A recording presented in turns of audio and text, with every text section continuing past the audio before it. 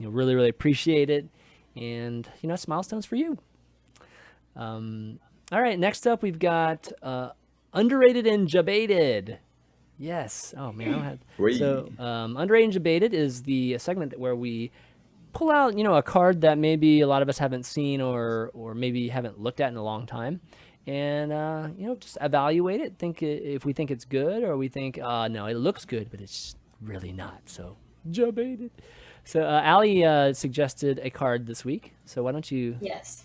lead us into it, Allie? So I suggested Gnomeratu, and it might be debated. I'm not sure, but I was playing against a warlock, obviously, because it's a warlock card. And it wound up going to fatigue, and I was far behind in the fatigue war because it got me there much sooner. And also, I think it burned my Kazakus or something along those lines. And Yeah. and so I was thinking about this card, and I was like, this little 2/3 was actually pretty legit in this game. So I don't know. I'm curious what you guys think of it. Yeah, go ahead, Jackie. Yeah, it's one that's massively grown on me. Like when I first saw it, I kind of wrote it off a little bit, but whenever I've Same. seen it, it's one of those cards where it's obviously got its stat line is okay, 2 and a 2/3 is kind of average, but it has the potential to win you the game on the spot. Like if you right? just got like a Raza or a Priest Death Knight or something like that, it can literally just. You can just remove your opponent's win condition. Against Exodia Mage, they discard Antonidas. They just concede on the spot. Yep. and you've still got a 2/3 body. Like even if you discard something average, and it's also the information. So the information's clutch. You don't know what kind of deck it is, and then you see what they burn, and you're like, well, now I know to play around. Yeah, exactly. Like say a Dragonfire potion, and you think, I can afford to go wide now. I don't need to be scared of a Dragonfire potion, etc. So. I haven't played with the card that much, to be honest, but I do like it a lot. Yeah. For me, it's underrated too, for a lot of the reasons that you said. I kind of look at it as maybe similar to how a lot of people look at Dirty Rat.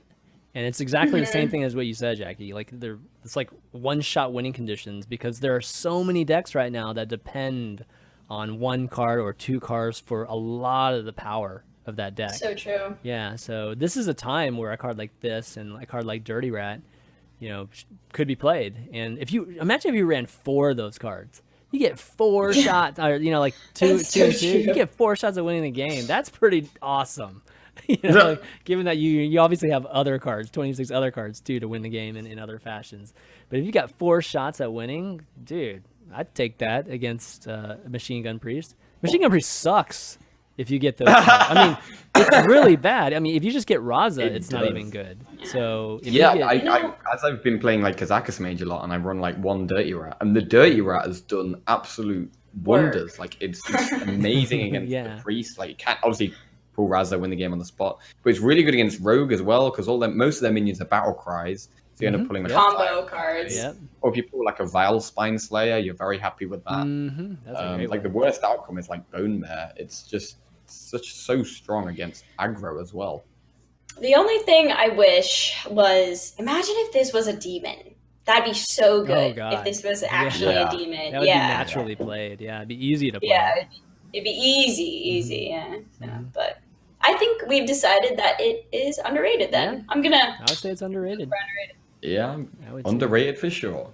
Yeah, I mean, this is for sure. Like this is the kind of deck that if the format matched in an event, and you just need to make a counter deck, you would make something with this. If you just go balls out, right? That kind of strategy, and it's it's more of a conquest type of scenario, not a last hero standing type of thing. But if you could do that, then this could be just a counter deck for whatever, just to get a win in there, and it'd be fun. It'd be, I don't know, it'd almost be like pretty revealing, or maybe like something might be exposed about the game if a card like this became super popular, and then you're just like, the meta's a bit exposed, right? It's like, oh wow, it's completely like it's susceptible to these type of cards, and I don't know, that's pretty cool. I'd love to see something like that happen in the meta. It'd be pretty exciting too, and in some ways it'd be exciting. In some ways it'd be like, okay, well that deck's over, so do we play the rest of this match out, or do they just concede? You know, it'd be kind of interesting. Yeah, I mean, I'd say it's particularly good against decks that are reliant on 1 or 2 cards, because you do have that high. Now, if you get something like Mid-Range Hunter, there's nothing that they can discard that is really that punishing for them. True, but you know, you still can get some key cards even with. What if it gets like, let's say it was Pirate Warrior, right? Let's say if you get Arcanite Reaper. I mean, or you get, you know, there are some. And you said like it's a 2/3. It's not like terrible either in terms of fighting against aggro too. But yeah, but you could also discard the Zoth First Mate, and then their next card could be Arcanite Reaper. Well, sure. Like, I mean, there is randomness to it, but you know, you never know until it actually happens. And actually losing a card is generally going to benefit you versus not, right? So yeah, for sure. I always have this hard understanding of just like, you know, not if you know, discarding a card isn't bad, right? Unless you get to the end of your deck, you know, that sort of thing. But yeah, so I think it's a good card, Allie. It was definitely a good one to do. Glad you guys liked it. So, yeah, I want to play it now. Yeah, I know, right? I know, me too. Like, you've been playing so much Warlock. Dude. I've played like 0 Warlock, so I don't know. Maybe we have to pick a deck of the week, by the way. So we're just about to have to pick one in a second here. Let's see. Let's do Mekkatorque's Workshop. Yes. So Mekkatorque's Workshop, for those of you who never seen the show, is where we talk about some custom cards, some cards put together by ourselves or by some patrons and fans out there. And we just like to talk about it just because conceptually, a lot of times it's just good to, you know, like to talk about this type of mechanic or whatever that people come up with. So we've got a couple cards from, or at least 3 cards from a couple patrons, Raydan and Rock Chris. First one being the Stalwart Protector. So it's a Paladin, 5 mana card, 4/6 body, rare, and it's a taunt. Only minions opposite of this minion may attack it.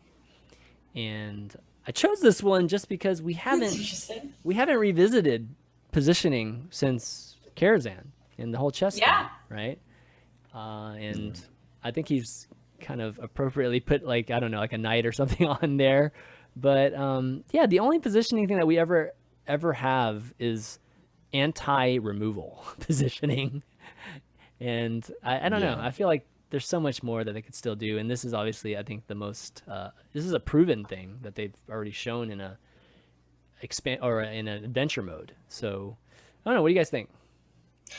I think this is too good as it is right now. I think it needs to be a little bit more expensive. I definitely like the the concept of focusing on positioning, but I think 5 mana 4/6 taunt is like a little too strong, you know. But I like the concept. I think it needs to be like 6 or 7 mana or something, a little bit. I don't know. Or it could be like 2/6 or something like that. Something that's like less attack too. I think that'd be pretty good. Yeah. It needs to be nerfed a little bit here, but I like the concept.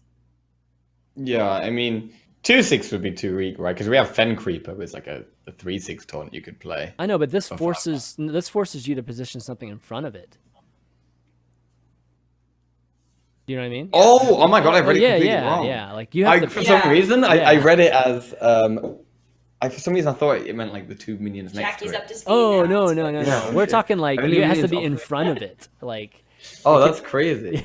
It's really good. I mean, I like it. Crazy good.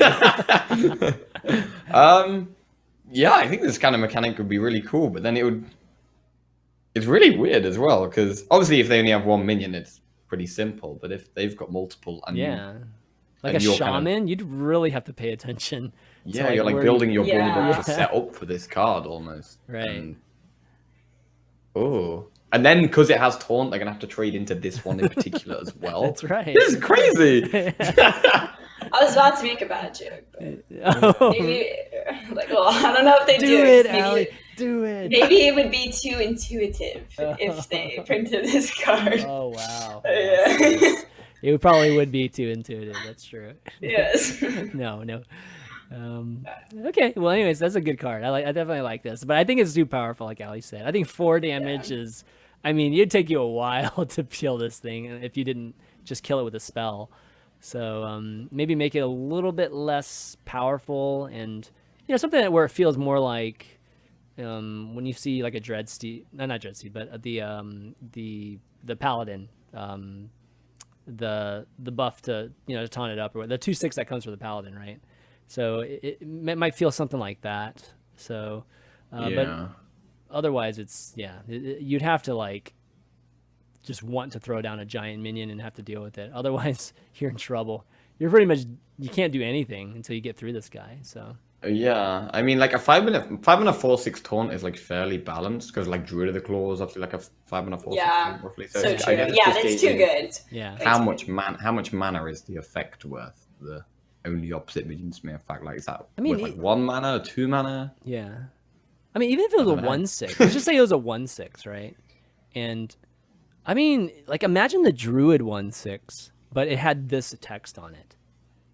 That's pretty effective depending on what kind of deck you're building, right? Like, I don't know. I kind of like it actually. Yeah, I mean, if you threw this down, let's say you threw this down and you were playing Murlocs, you just threw it down in a position that's like really hard for them. Like, if you have a wide board and you put this at the end of it, I mean, like, what are you supposed to do? If it had 1 attack, it would like because with it having 4 attack, they're probably fairly likely to be able to like trade their minions off, and then they'd keep repositioning and keep trading them. True. But, if it has 1 attack, it can probably like freeze their whole board. That's what I'm except saying. the minion opposite. Yeah, that's actually. I kind of like it. I love it. I want to see it in the game. If you built it wide, you could only attack it if you had a wide board, right? Like if it was on the left side or the right side and you had 7 minions on the board, what are you supposed to do against it? It's like, maybe have a charged minion that's at the very, very end. Unleash the hounds and then a charged minion, like to Leroy to kill it. Oh my god, it'd be so hard. Anyways, interesting card for sure. Yeah. Did you have one last point, Allie? You want to say? Or? I was gonna say maybe if it was like a legendary or something, so people can't run 2. Yeah. Oh, definitely. Like, I think it would have to be a legendary. That'd be but fun. I really like the idea though. Yeah, me too. Yeah, it's great. Okay. Next up, we've got. Did I add this? Let me see. Hold on. We got Sun Priest Eris, but I don't. Oh, there it is. Okay. Here it is. All right. So this is Priest card. 6 mana, 5/5 body, legendary. In Battle Cry, swap all opponents' minions with random minions from your deck. Wow. It's like it's kind of like reverse renounce, basically. Is this swapping your opponent's minions in their deck, hand, and on the board, or just? I think it's just in. Maybe it is. Maybe there's the ones on the board too. Yeah. This would be an awesome meme card, man. This is totally. I'm like, awesome. Swap all opponents' minions. Yeah, so basically, give them your deck outside of outside the spells. They keep their own spells, but you give them your deck. I don't think I would want to do that. I mean, of course we wouldn't want to do that normally, but maybe there's some funny scenario where it works out pretty well. Finally, have a use for ticking abomination. Yeah, there you go. Give it to your opponent. Well, imagine if you gave, let's just say, like it's Priest, right? Imagine if you gave like a different class, or not even different class. Maybe like you have repeat spells. But what if you gave them like Kazak's Priest? You gave them all the like all like basically all those minions that rely on it being Singleton Highlander. Oh, yeah. You know what I mean? Oh, that's a cool idea. Yeah, you give them the Shadow Knight, and that's probably terrible. Yeah. So this would be finally a reason to play all those unplayable cards that no one ever plays. I don't know about that. You still have to play your. It's not like you're swapping minions with them. You're actually just giving. Just play Wisps and Weasel Tunnelers and. Yeah, and do what until turn 6 and draw this card. Yeah, I know, right? No, it's pretty interesting. I think it's actually a good card because you don't swap your cards. You know what I mean, right? I don't think so. Or do you? Actually, you do. See, I thought you do trade. Oh, you trade cards. Those, yeah. I don't want to trade. Okay, cards, you're right. no. You're right. Yeah. So that would actually be bad. I thought you were just like swapping their cards with your like copies of yours. Okay, yeah. So this would be total meme fest, man. That'd be this is just meme fest. Crazy meme fest. That's all I have to say. Imagine if it swapped on the board as well. You could like swap. Say they have a big board, and then you swap their minions with your minions, and then you have like a Doomsayer, and they're like clears the board. Oh, yeah. Oh man, that would be insane. But definitely good memes for sure. Definitely great memes. Next up, we got a card from Rock Chris. It's called Impulsive Imp, and this is his first time doing a card, so I thought this would be pretty cool. 4 mana, 2/3. It's a common, or it's a non-class card, and it's an epic rarity. Battlecry. Your opponent casts a random spell from their hand. Targets chosen randomly. This is like another. What is Servant of Yogg? It's kind of like this. Oh God, yes. Or Noggenfogger. I like it. Yeah. Yeah, it's like it obviously completely depends what you're against, right? If you're against like Druid and then they use Ultimate Infestation, you're probably not going to be very happy about that. True. Like even if it targets themselves, it's really not even that bad. But then there's some things that would be amazing if you like make the mage Pyroblast themselves. Pyroblast, yeah. I was like targets chosen randomly too. Yeah. Is there a win condition that's you have to have that? Maybe like the mage, maybe Quest Mage. If you targeted like the wrong Molten thing. Reflection, Molten Reflection was wrong. Well, hang on. It's saying. Well, no, that would only be if it like pulled the spell out of their deck, and they couldn't use it again. You know, no, it's your opponent casts a random spell from their hand and targets. So it pulls it, like it's eliminated from the hand after. It's not just okay. So it's like Dirty Rat. It's actually like pulling it out of the hand. Okay, then but it actually like casts it. Yeah, so it's it like might not. Well, it might not be like that. Well, we don't know, but if it does, I mean, it would pull probably it would probably say cast a copy if it stayed in the hand, right? Yeah. Right, So I think it actually uses it. I think it probably should say uses a random spell or cast. So I think the cast is interpreted as uses, so it would disappear. Okay. Yeah, there aren't too many decks I'd say that are completely dependent upon a spell. Like you just lose if you don't have that. Which is kind of probably a good thing. It's just, Yeah, I mean, it depends on the meta, right? If kind of, there's some, I think we're in quite a minion-heavy meta, but if you're against like Shaman, for example, and they don't really have a board, and then you pull their Evolve, then it's like an Evolve wasted. That's pretty huge. Okay, yeah. There's definitely really good things. Like, it can definitely counter some things for sure. Yeah. See, here's the thing. I feel like Dirty Rat is slightly... It's got a risky effect, but it's a 2 mana 2/6 taunt. You know, like it's got good stats. So you want to play it turn 2, but you also don't. So I feel like this is a risky card, so it needs to have better stats. Does that make sense? Yeah, that makes sense. You know, like because I actually think this could be very much be a downside. So maybe this should be like a 2/6 taunt or something. You know? Yeah. I agree with that. Yeah, it should probably have a stronger body. Given that's 4 mana too. I mean, Dirty Rat's like 2 mana, so right, like so okay. Well, definitely interesting card too. Just we've got all these like cards that are messing with the other person's deck today. Let's see. Next up, we've got Josiah L with let's see, where is this? Meditative Staff. 2 mana, 1/3 Shaman weapon. And it's a rare card. So this is an interesting text. You cannot equip weapons. So that means you can't arm another weapon so that you just kill this thing because it has a death rattle. The death rattle is draw 2 cards. So you basically have to use the entire Light's Justice essentially. And then, actually Light's Justice has maybe one more durability. So it's just, you have to use the entire 1/3 weapon before you get the benefits of a draw 2. I think that it should have 2 attack because obviously you can't play another one, right? So you're limiting yourself to 1 weapon for the entire game. No, you can use it up. Like you can, after you swing it 3 times, it's done. It's just you can't immediately destroy this weapon and draw 2 cards. Oh, okay. So you have to. Okay, so you have to use this weapon up. Yeah. Okay, my bad. So, well then, I think it's properly statted. I think. Yeah. Okay. I think this card's like really good. I kind of like the idea of like a delayed benefit. So it's kind of, at first it's pretty slow and not very good, but then once you get the draw 2 cards, like drawing 2 cards for 2 mana is really good. Plus you're getting the 3 damage. So the long-term value of this card is really, really strong. It'd be insane in Rogue where there's actual like weapon buffs and stuff, right? But yeah. What do you think about draw one card? Still be good enough to play?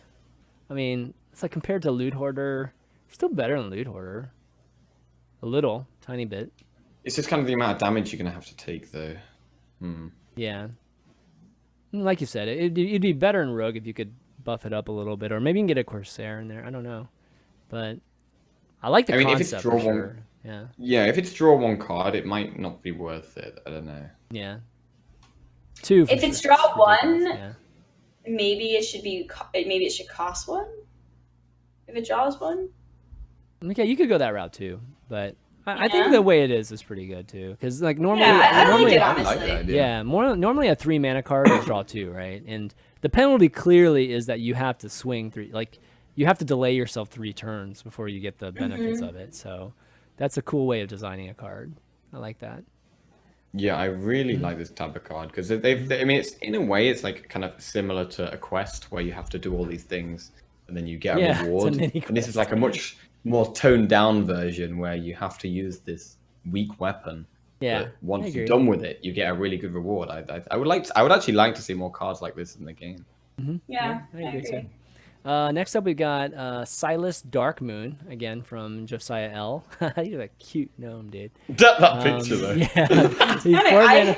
Gnomes creep me out. Gnomes creep you out. I never knew that. That's funny. Yeah, I just don't like them. They're just... 4 mana, 4/4. They're like legendary rarity. And the Battlecry Discover. So I think the mechanics here aren't quite spelled out, but I think the gist of it is interesting to discuss. And it's Battlecry Discover, a 5-cost card 3 times. At the start of your opponent's turn, they choose 1 to keep, and the other 2 go into your hand. All right, so we obviously don't have this interaction between turns, things like that. But I think the general concept is, it'd be, what if you could play this card, discover 5, like just 3 5-cost minions, kind of like we do with Kazakus in a weird way, we're building Kazakus. And then at the end of it, then your opponent basically has a, Gnomeratu type of experience, and then they just choose 1, and then you just get the other 2 cards after that. See, I definitely like this in theory, for sure. I like. It's complicated, but it's complicated, but the concept of it being a little bit more complex, with your opponent picking something, and I don't know, I kind of like it, honestly.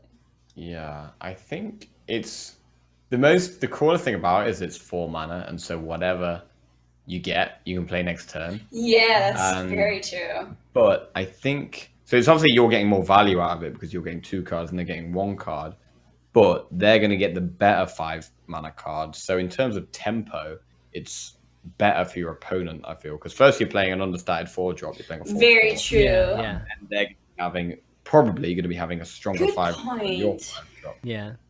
So. Right, because they'll obviously pick. Well, okay. Because here's the thing: they'll obviously pick the best one, right? Or the best one that's in just relatively, relative to their turn 5, right? So I wonder, if you'd have to like switch around the mana cost or something, because it's a lot of tempo for your opponent, which I think is a serious downside. Yeah, I think so too. I mean, you're giving them a great play. At the same time, you're the person who gets to discover all the 5 cards, so you know what all of them are going to be, and you get to make the decision in the first place. Yeah, exactly. That's what's kind of interesting about it. Like in a situation where you discover the same 5-drop every time, it's great for you. That's true. I think it's.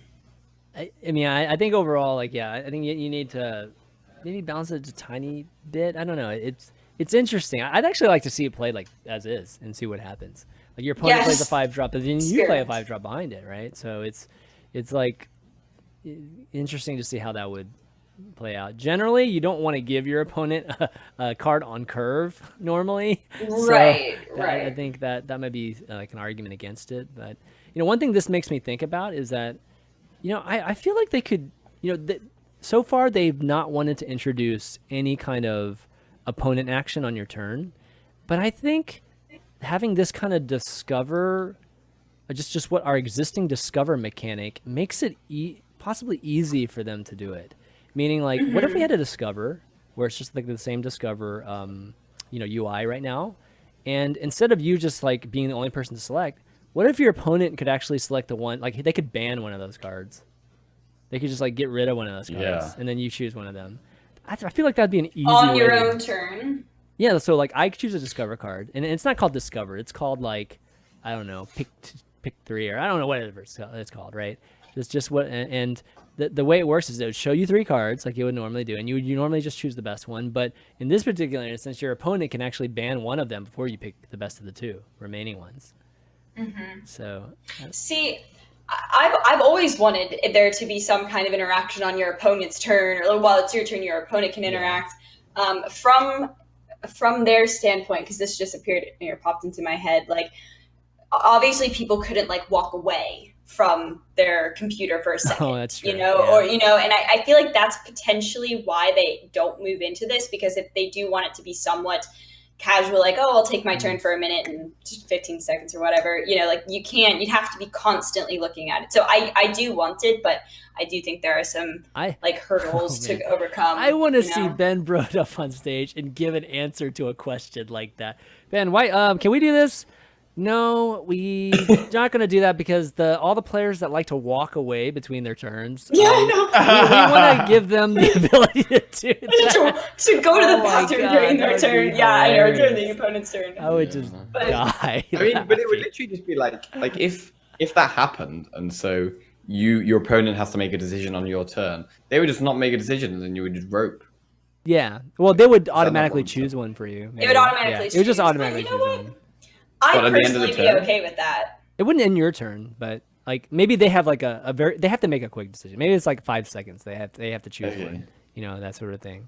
So, I mean, there's another way of doing it where instead of they actually have to make a decision on your turn, they have to make a decision, like this card says, at like the start of your turn, and then maybe you have to make another decision at the start of your next turn. So it could kind of go over a few turns. Yeah, but then it's like you have to remember what happened that previous turn, and it's I mean, there's pros and cons to both. Yeah, I mean, so it does match more the turn-based type of thing, but at the same time, it's just like, oh man, now you have to remember what those cards were that you were. So it's possible. I think you're right. It probably is possible to execute something that's along those lines, but I just like that whole. Your opponent can actually ban, affect or ban something that one of the cards that you normally would have potentially been able to choose, and whether it's on your turn or it's the next turn, it just doesn't really matter as much. But the general concept, I think, is good, though. And all right, it's interesting. Yeah, definitely interesting. Oh, we got one more card here. I don't think I added this one, so let me. What? Okay. Wow. Okay, gotcha. Let me. I like the picture on this one. Okay, adding it now, and it is called Arcane Ballista. It's a 5-mana spell from Hunter, and it's fire 3 arcane shots. So where? So I mean, any target? Just like missiles, right? Basically. Well, one thing we don't have in Hearthstone that I would like to see is like we have things like arcane missiles and greater arcane missiles and avenging wrath, but we don't really have any. I don't think we have any cards where you're actually targeting multiple things with one spell, if that makes sense. So obviously, so you can choose the targets. Yeah, you choose all of them. So it's like. So you could do 6 damage to face for 5 mana, or you could do 2 damage to 3 separate minions, or you could put them all into one. But instead of it being random, you actually get to choose. I like that. That's cool. Yeah. I mean, I like it, but at the same time, I feel like you would remove the element of your opponent's board placing. You know what I mean? Like, there's no need for board placing then if you have a card like this. You know what I mean? But I like the flexibility of it. I think making it cost more and giving them the flexibility is a cool thing, though. Because normally 6 damage is like 4 mana, right? Like a fireball or something like that.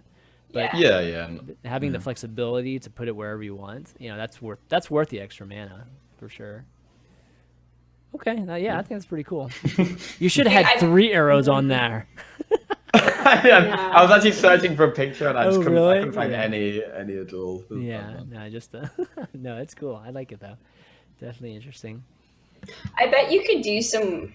I can't think of anything right now, but can you arcane shot your own things, your own minions, right? You can shoot yourself. Yeah, I wonder if you could maybe create some crazy like combo like deck where you have a death rattle or something where you pick which cards of your own get killed. I don't know. Who knows? I feel like Gazarilla at the next turn. Arcane shot. Oh yeah, that's true. Something along those lines. What do you guys think of the idea of a spell where you're choosing multiple targets yourself rather than just an AoE effect like a Flame Strike or an Arcane Missiles, which is random? I like it. It's different. It's a new element to the game. It's super powerful. Super powerful. Like to be able to custom. I mean, that's maybe it should be 6 mana or something like this one. I don't know, but I like the concept, but it's really powerful. I mean, for me, I'm not that keen on it, just because again, like, there's not that much margin for any kind of, I mean, it's so exact, right? Like you'll be able to have exact damage, and I think that makes the game easier in a way, to clear things, and you don't have to think quite as much about it, like I mean, you could have, or maybe they're going to play Arcane Ballista next turn, let me put all my minions to odd numbers of health. That's okay. That's what I mean? There could be some counterplay to it, sure. Anyways, but no, I know what you mean. It's probably a bit too flexible. Probably too good. It's hard to play. I know what I mean. Okay, well, that's the last card that we've got, guys. So great cards. Thanks for sending those in, everybody, and Jackie too. If you got some cards that you want us to take a look at, send them in. Value Town at ChanManV.tv, and we'll definitely do that. Okay, it's time for I guess this is kind of like our homework of the week. Homework basically like homework. I mean, it's like Value Town homework. No, we got deck of the week, which we've been doing every single Monday, our mini shows. If you guys haven't checked that out, we've been having a lot of fun with patrons discussing, just our experience with deck of the week. You can check all the deck of the weeks out on patreon.com/valuetown. I just post what the deck's going to be, and then everybody can play it. You don't have to be a patron or not. And then we record the show, which I post on SoundCloud as well as the Patreon site. So deck of the week this week, which is going to be number 21. What should we do? Like, we usually do one that we talked about on the show, so we could do... I vote either Jackie's Kazakus Mage, or, and we didn't really talk about it, so maybe we could save it for another one, but I was playing a cruel, Kazakus Warlock. That was really cool. Oh, interesting. Yeah. Okay. Like, apparently Ty's was playing it today, and someone sent it to me, and I was like, oh, I want to try this. And I think Kalento was playing it too. And it was actually going, kind of well. I only played 3 games. Really? And I would have won. I would have won all 3 if I hadn't stuffed up the middle one, the second game. So, but it has Cruel in it and Kazakus, and it was cool. But like I said, we could save that for another one if we wanted to do the Kazakus Mage now. I don't know. Maybe we can talk about that deck next week. Let's do the Kazakus Mage this week. Okay. All right. We'll save it for next week. Yeah, and then we'll save that one for next week. I think that sounds good. Okay. How was the Kazakus Warlock doing? Like, how do you think it would fare against Priest? I don't think it's that bad, actually. Like, it plays Doomguard and Lakari Fellhound, so it's got a lot of end game potential. I mean, its Priest is still insane though, so I don't know. Maybe we should put Gnomeratu in it. There you go. Yeah, definitely. Yeah, we're definitely doing that. I'll type that in. What? Is it not in there already? No, it's not in there already. So maybe I could gotta get in there. Yeah, gotta get there, man. A chance for free wins, we take it. We definitely take it. Okay, so this week, guys, we'll do the Kazakus Mage, and I'll post the codes and all that good stuff once we're done here. But the next bit of homework is that we're the host challenge. We're gonna do the host challenge differently now, just given that we've been having a little bit harder time completing the host challenge, just given that these guys are obviously doing Oktoberbrawl and it's just harder to find time with streaming and that sort of thing. So we're gonna post the challenge to you guys, and it's gonna be up to you guys to give us the screenshots of you completing the challenge that we posed to all of the Value Town listeners and viewers. So we came up with one that we call the Royal Family Challenge. And this one is, you must have a royal family member on the board at one point. Like all 4 of them need to be on. So that includes a king, a queen, a prince, and a princess.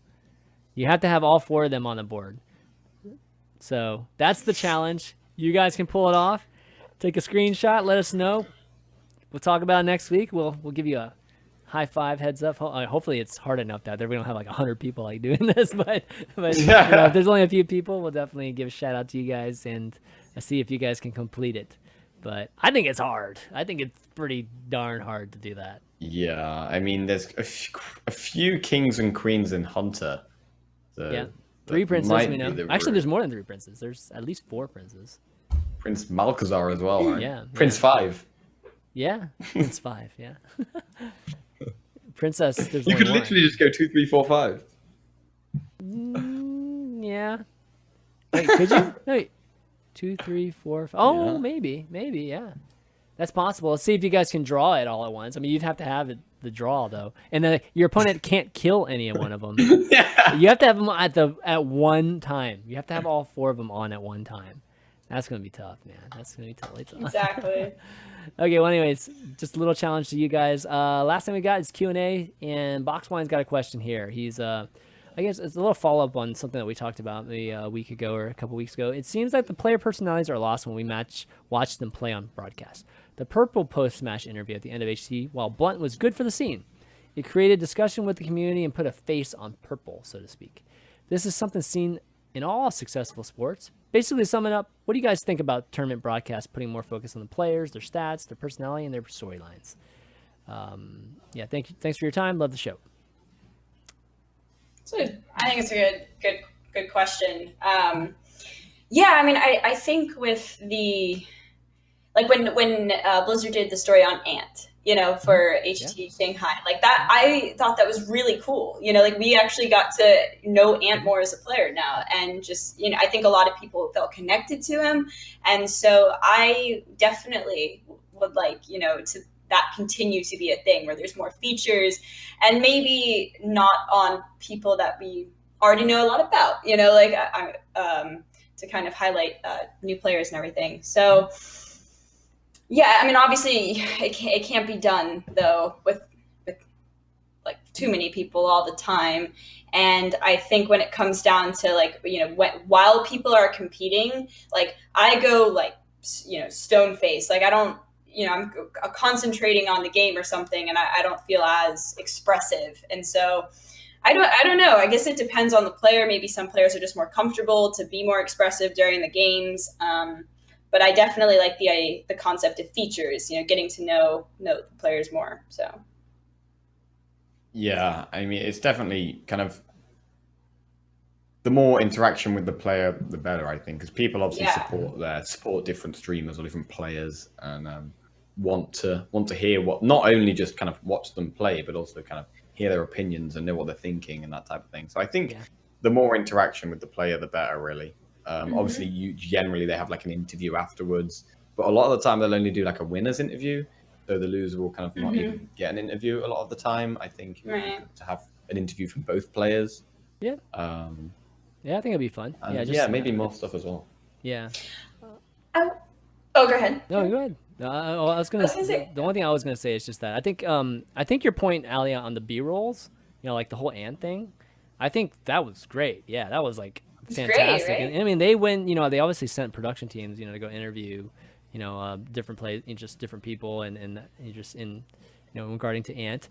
I mean, if they did something like that with Royalbaize, that'd be fantastic, dude. Like this coming championship, I hope we see something, to be honest, because that's such a kind of like a big story there.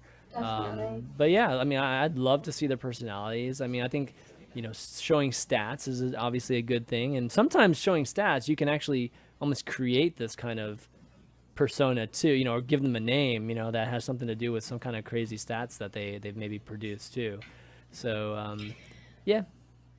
I wonder if there was a way, like before the weekend of the tournament or something, I don't know. I don't know if they do this already or how in depth it is if they already do it, but maybe there really should be a little player profiles, and the players have the opportunity to send in and be like, these are my favorite decks. I started playing Hearthstone here, and like, this is the type of play style I really like. I'm from here. My favorite things, yada yada yada. So maybe if there was a website where you could just kind of go to and you could just click on a player you were interested in, and you'd have a little bit more of a profile about them.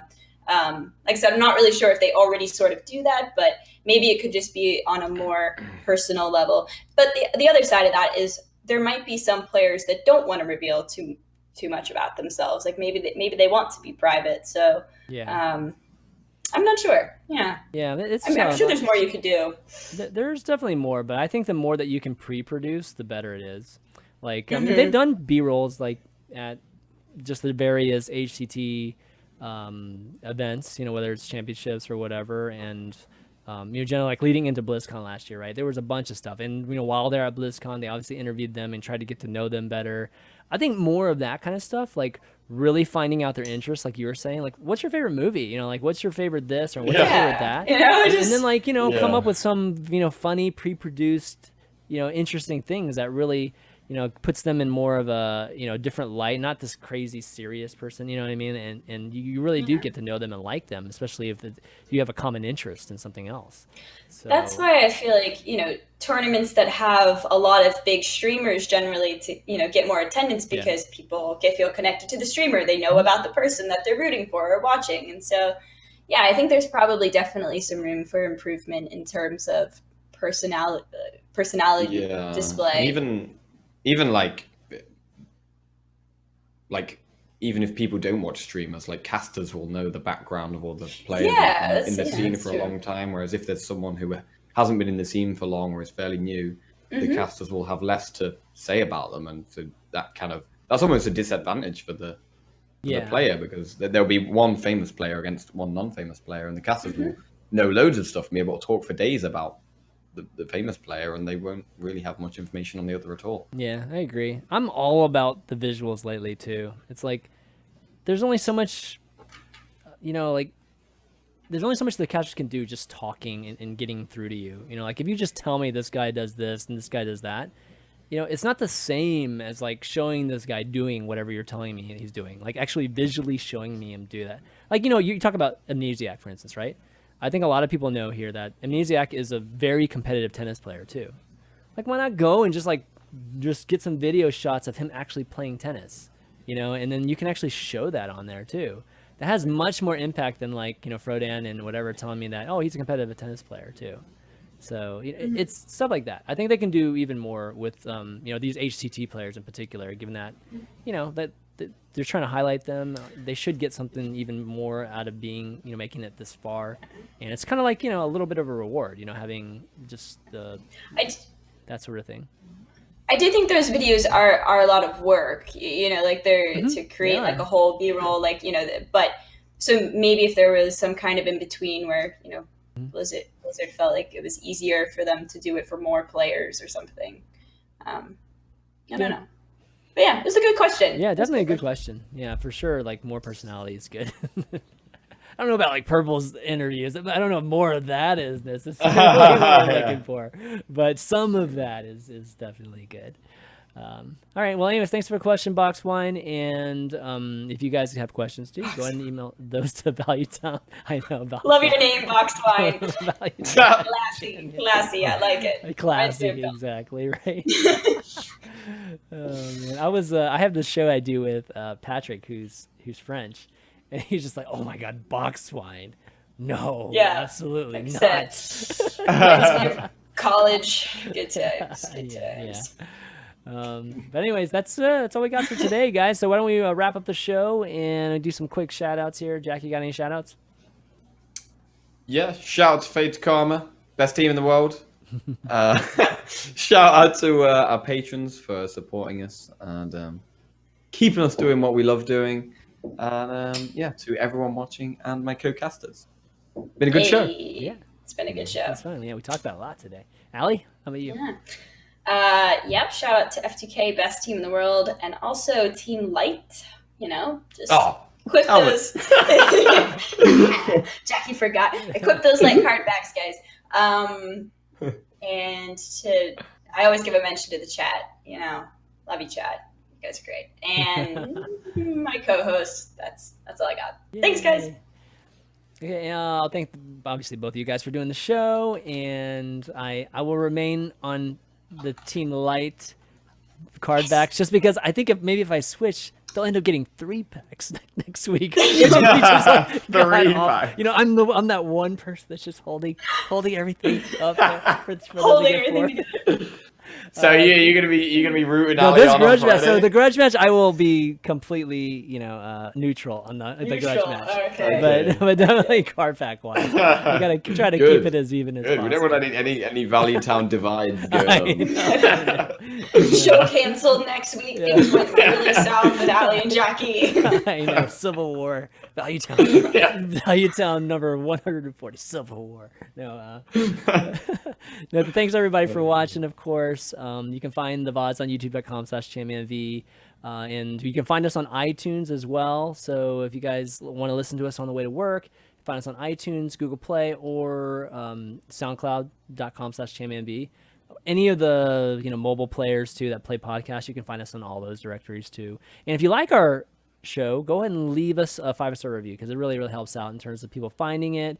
Leave a nice comment too because that definitely helps too. And definitely love those encouraging words too. It's always great. One thing about next week, guys, is we're going to be moving over to Jackie's channel next week. So we kind of just move around a little bit. So just stay tuned for that. We'll definitely be tweeting it out and all that good stuff. But yeah, just want to give you a heads up on that. And follow the show on Twitter at ValueTownGG. You can follow us all on Twitter here. You can see all our Twitters down below. And that's going to be it, guys, for Value Town this week. So for Jackie Chan, Alliestrasza, and myself, ChanManV. See you next week. Good, guys.